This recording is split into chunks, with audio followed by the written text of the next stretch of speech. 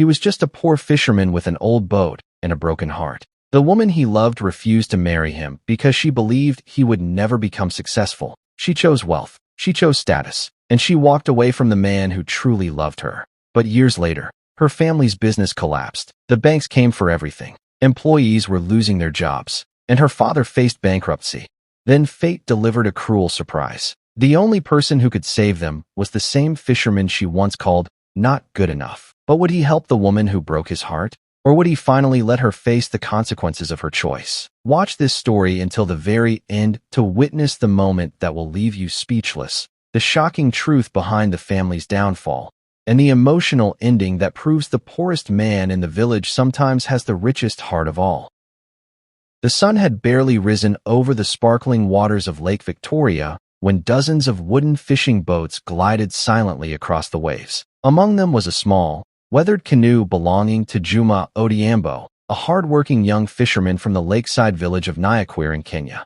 Every morning, long before the village awoke, Juma was already casting his nets beneath the golden sky. Fishing wasn't just his job, it was his family's legacy. His father had been a fisherman. His grandfather had been one too. Although the work was difficult and dangerous, Juma loved the lake. He often said, "The lake never promises an easy life, but it always rewards patience, honesty, and hard work." Everyone in Nyaquir knew Juma. He was respected for his kindness. Whenever an elderly fisherman couldn't go to the lake, Juma shared part of his catch. When widows struggled to feed their children, fresh fish mysteriously appeared at their doors before sunrise. Nobody knew it was always Juma. He never wanted thanks. Not far from the lake lived Zuri Aking, one of the most admired young women in the village. She was intelligent, confident, and beautiful. After graduating with a degree in business management from Nairobi, she returned home to help manage her father Moses Aking's seafood export company. Unlike most village businesses, Aking Fisheries supplied hotels and supermarkets across East Africa. Zuri dreamed of expanding the company internationally. She wanted modern offices, luxury vehicles, international investors, business conferences in Dubai and London. She believed success meant leaving behind the simple village life, fishing boats, old wooden houses, and men who smelled of the lake. Among those men was Juma. Juma and Zuri had known each other since childhood. As children, they raced barefoot along the lakeshore, collected shells, swam in the shallow water, dreamed about the future. As they grew older, their paths changed. Zuri went to university. Juma stayed behind to support his widowed mother and younger sister. Yet every time Zuri returned to Nyaquir, Juma welcomed her with the same warm smile. One evening, while watching the sunset over Lake Victoria, Zuri smiled. "You still come here?" Juma laughed. "The lake tells a different story every evening." She shook her head. "You never change." "I hope not." His answer made her smile. Deep inside, Juma had loved her for years. Several months later, Juma finally gathered enough courage. Under the giant baobab tree overlooking the lake, the same place where they had spent countless childhood evenings, he held a small handmade wooden box. Inside was a simple silver ring. His hands trembled. "Zuri, I know I don't have expensive things. I don't own a company. I don't drive a luxury car. But I'll spend every day of my life making sure you never face life's storms alone." He opened the box. "Will you marry me?" For a long moment, Zuri remained silent. She looked at the ring, then at Juma's worn fishing clothes, his rough hands, his weathered boat tied near the shore. She sighed. "Juma, you're a good man, but you're only a fisherman." His smile slowly disappeared. She continued softly, "I have dreams bigger than this village. I want a husband who understands international business, someone successful. I can't spend my life waiting on whether today's catch is enough to survive." Juma quietly lowered his eyes. Then came the words that broke his heart. "I can't marry a poor fisherman." She gently placed the ring back into his hands. "I'm sorry." Without another word, she walked away. Juma stood beneath the baobab tree until darkness covered the lake. That night, Juma sat quietly outside his small home. His elderly mother, Mama Amina, noticed the sadness in his eyes. She refused. It wasn't a question. Juma nodded. Mama Amina sat beside him. "My son, when people judge your value by your profession, they reveal more about themselves than about you." Juma looked toward the lake. "It still hurts." She smiled gently. "Pain is a teacher, but don't let it become your master." Then she held his hand. Keep building your future quietly. One day, the same people who underestimated you will understand your worth. Meanwhile, business at Aking Fisheries looked stronger than ever. New export contracts arrived every month. Investors praised the company. Employees celebrated record profits. But behind the polished offices, a dangerous secret was growing. Zuri's father, Moses Aking, had secretly borrowed millions of shillings to rapidly expand the company. He believed international demand would continue rising forever. Unfortunately, global seafood prices suddenly collapsed. Export orders were canceled. Shipping costs doubled. Banks demanded immediate repayments. Within weeks, the company was drowning in debt. Yet no one in the village knew, not even Zuri. Around the same time, marine scientists from Kenya's Ministry of Blue Economy visited Lake Victoria. They searched for experienced local fishermen to help launch a sustainable fishing and aquaculture project. Most fishermen ignored the meeting. They believed it was just another government promise. But Juma attended. He listened carefully, asked thoughtful questions, shared practical ideas. One professor quietly told another, "That young man understands this lake better than anyone we've interviewed." A week later, Juma received unexpected news. He had been selected to lead the pilot project alongside marine experts and international conservation organizations. The program included modern fishing technology, sustainable fish farming, export training, business management, international partnerships. For the first time, Juma realized that fishing could become far more than simply catching fish. It could become a business capable of changing entire communities. He accepted immediately. Back in the city, Zuri walked into her father's office. She found him sitting alone, staring at unpaid bills, loan documents, legal notices. His face looked older than ever. "Dad, what's happening?" Moses slowly looked up. For several seconds, he couldn't speak. Finally, he whispered words that made Zuri's heart stop. "We're bankrupt." Outside the office window, heavy rain began falling over the city. Neither of them knew that the humble fisherman she had rejected was about to become the only person capable of saving everything they had spent a lifetime building. The words echoed in Zuri's mind all night. "We're bankrupt." She stared at her father's financial reports. Millions of Kenyan shillings in unpaid loans. Canceled export contracts. Shipping companies demanding payment. Suppliers refusing to deliver more fish. Employees waiting for salaries that might never come. It felt impossible. Just 6 months earlier, Aking Fisheries had been one of the fastest-growing seafood companies in Western Kenya.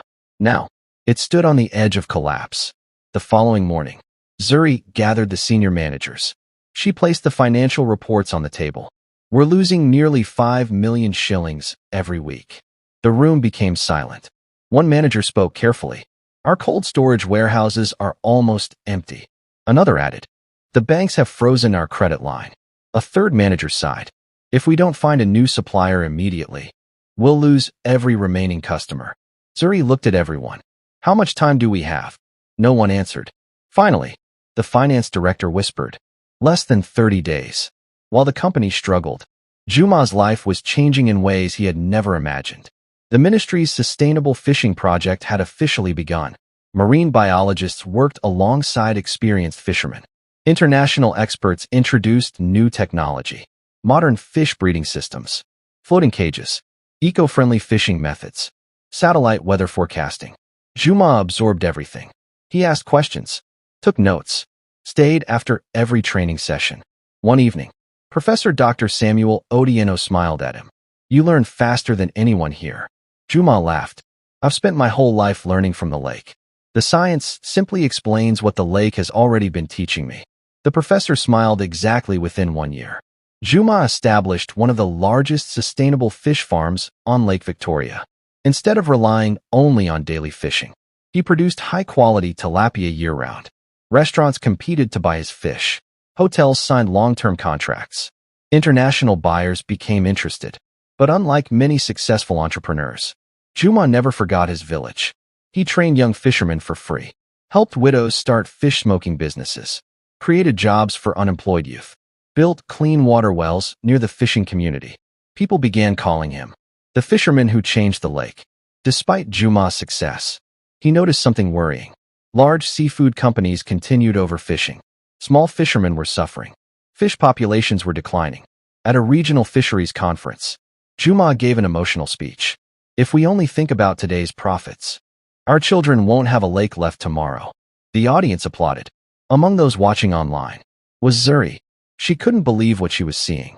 The humble fisherman she once rejected now spoke confidently before government ministers and international environmental experts. He looked different, not because of expensive clothes, but because confidence had replaced heartbreak. Purpose had replaced pain. A week later, the banks made their final decision. Unless Aking Fisheries paid part of its debt immediately, the company would be seized. Moses Aking looked exhausted. We've contacted every investor. No one wants to help. Zuri remained calm. There has to be another solution. The finance director hesitated. There is one possibility. Everyone looked toward him. He swallowed nervously. There is one seafood producer capable of supplying enough fish to save our remaining contracts. Zuri quickly asked, "Who?" The director slid a business file across the table. On the cover was written, Odiambo Sustainable Fisheries, Ltd. Managing Director, Juma Odiambo. Zuri froze. The room became silent. 2 days later, Zuri drove to Nyakor village. Everything looked different. New processing facilities stood beside the lake. Modern cold storage warehouses, solar-powered fish farms, young people working proudly. The once-forgotten fishing village had become a model community. Children wore school uniforms funded by Juma's education program.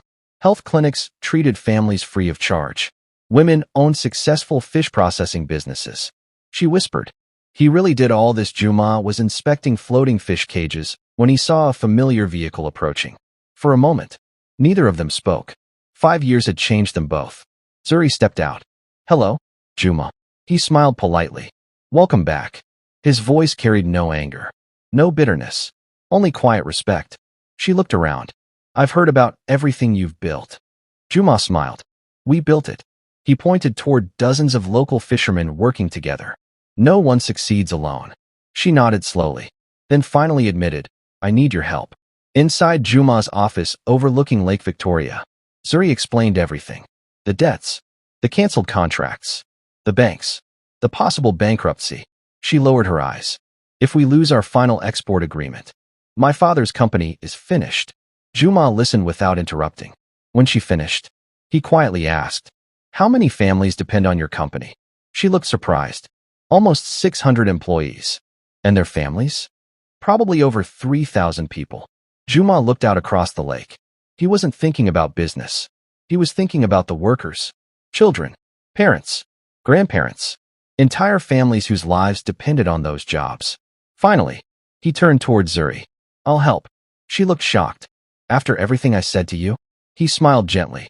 "I'm not helping because of the past. I'm helping because innocent families shouldn't lose their livelihoods." Tears filled her eyes. She whispered, "I don't deserve your kindness." Juma quietly replied, "Kindness isn't something people earn. It's something we choose." Within days, Juma signed a temporary supply agreement with Aking Fisheries. His fish farms would provide enough premium quality fish to fulfill the company's remaining export contracts. Banks delayed foreclosure. International buyers renewed confidence. Employees kept their jobs. The village celebrated. But some people misunderstood. One businessman asked Juma, "Is this your revenge?" Juma looked confused. "Revenge? You'll eventually own their company." Juma smiled. "I didn't help to take something. I helped to save something." News of the partnership spread across Kenya.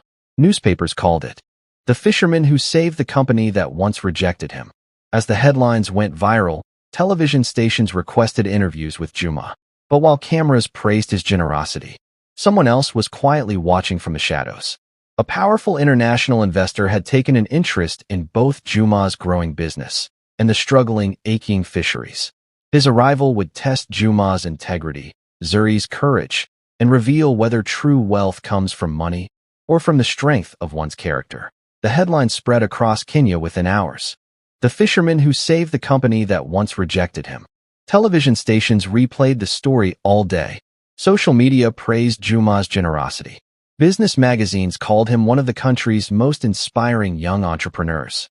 Yet while the nation admired him, Juma remained exactly the same.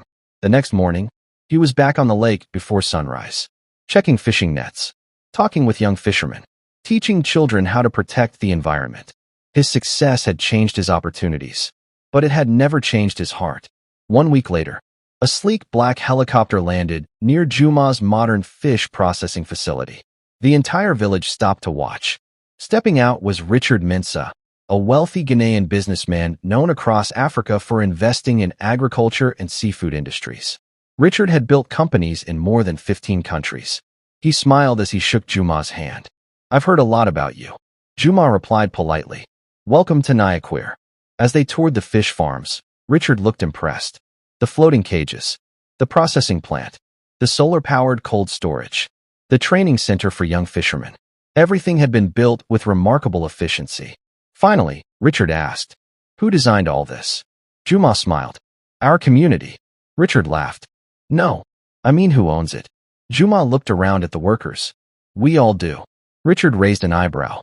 "What do you mean?" "I own the company. But every employee owns shares. When the company grows, we all grow." For the first time in years, Richard was speechless. That afternoon, the two men sat overlooking the calm waters of Lake Victoria.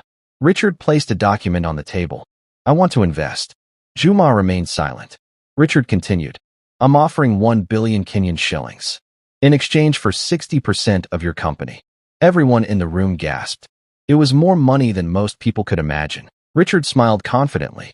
"With my connections, we'll become the largest seafood exporter in East Africa." Juma quietly closed the folder. "I'm honored, but I can't accept." Richard blinked. "You didn't even read the full offer." "I don't need to." Richard frowned. "Why refuse?" Juma looked toward the fishermen repairing their boats. "If I sell control of this company, I can no longer promise these families that people will always come before profits." Silence filled the room. Richard slowly smiled. "I was testing you." Juma looked confused. Richard laughed. "I never wanted 60%. I wanted to know whether your values were real." He pushed another folder across the table. "This one is my real offer." It proposed a partnership instead of ownership. Equal control. Local employment protected. Community programs guaranteed. Environmental conservation made legally binding. Juma smiled. "Now that's a partnership." They shook hands. Meanwhile, Aking Fisheries slowly recovered. Orders returned. Employees kept their jobs. Banks extended repayment deadlines. For the first time in months, hope returned. But not everyone celebrated.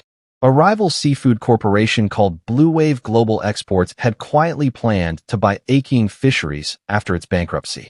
Their CEO, Edward Ndlovu, was furious. Inside his luxury office, he slammed a newspaper onto the table. "That fisherman ruined everything." One executive asked, "What should we do?" Edward smiled coldly. "If we can't buy the company, we'll destroy the man who saved it."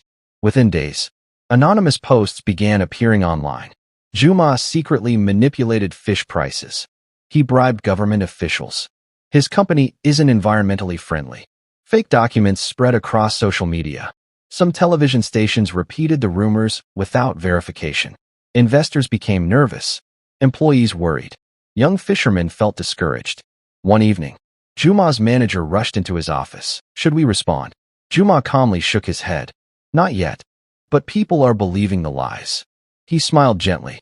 "The truth doesn't become false because someone shouts louder." Zuri couldn't stay silent. She knew exactly who benefited from destroying Juma's reputation. After investigating company records, she discovered something shocking. Edward Ndlovu had secretly offered huge commissions to former Aking employees in exchange for false testimony against Juma. She immediately drove to Juma's office. "You need to see this." She handed him emails, bank transfers, recorded conversations, evidence of a carefully planned smear campaign. Juma looked surprised.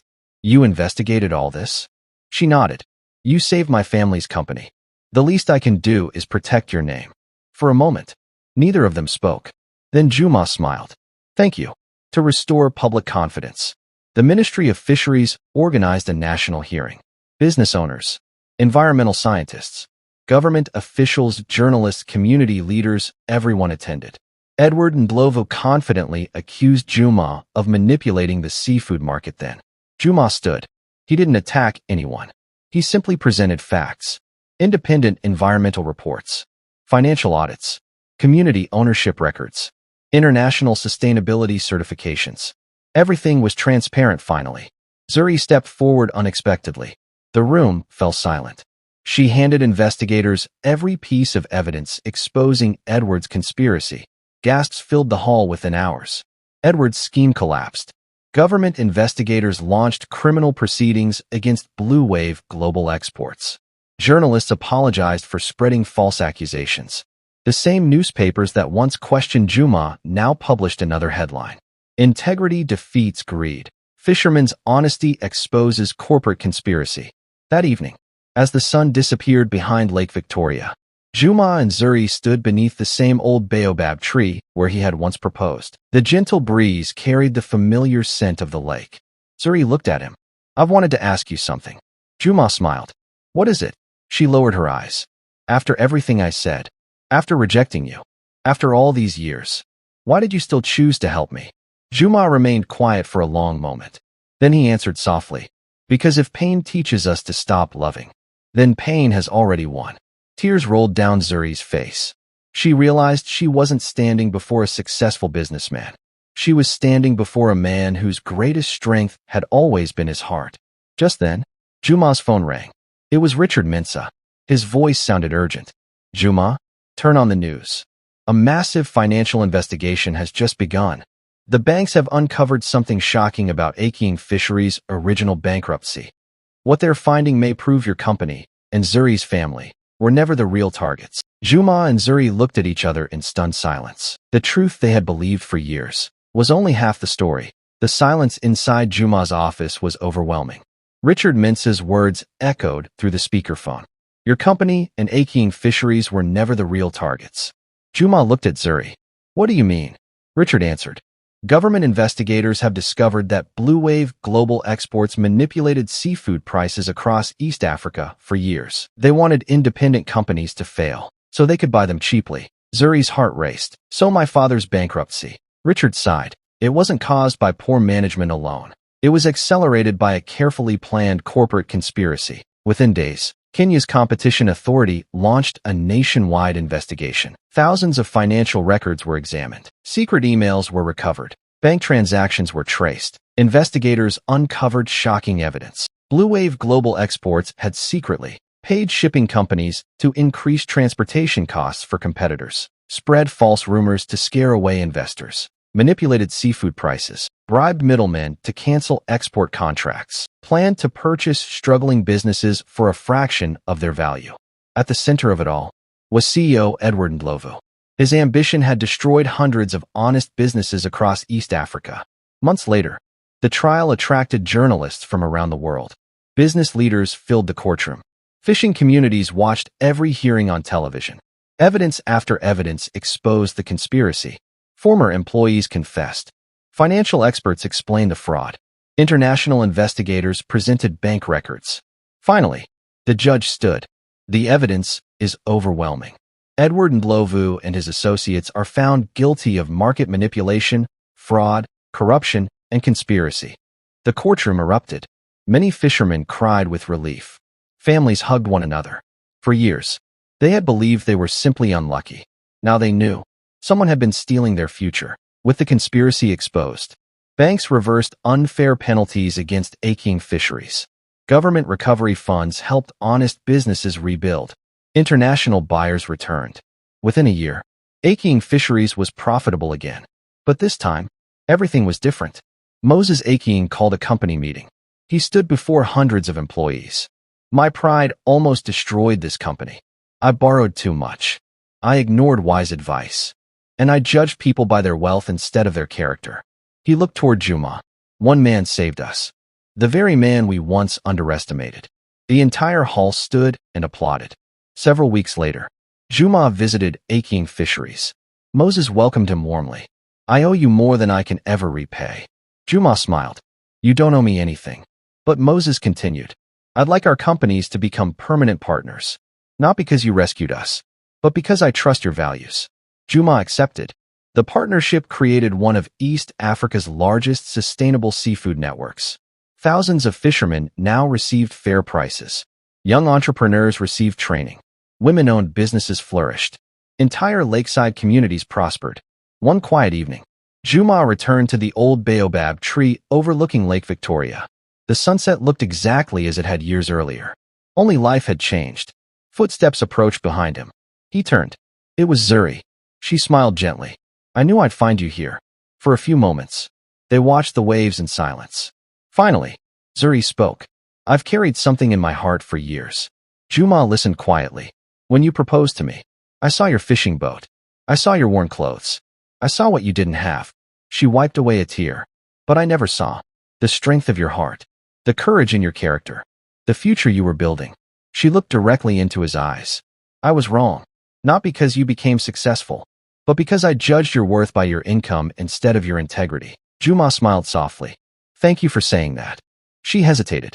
I don't expect another chance. I only wanted you to know the truth. Juma looked across the peaceful lake, then back at Zuri. You know, when you rejected me, I thought I had lost everything. But looking back, I gained something even more valuable. She whispered. What was that? A purpose bigger than my pain. If I had spent my life trying to prove you wrong, I never would have helped thousands of families. He gently took her hand. People make mistakes. What matters is whether they grow from them. Tears streamed down Zuri's face. I have. Juma smiled. I know. Nyakwir village had become one of Africa's leading examples of sustainable fishing. Children attended modern schools. Hospitals served every family. Fishing boats used environmentally friendly technology. Young people no longer left the village searching for work. Visitors from around the world came to study Juma's community model. Yet despite international awards, Juma still rose before sunrise. He still joined fishermen on the lake. He still shared breakfast with his workers. Success had never changed the man he was. One morning, a young fisherman asked him, Mr. Odiambo, how did you become so successful? Juma smiled as he looked over the calm waters of Lake Victoria. I stopped chasing money and started chasing purpose.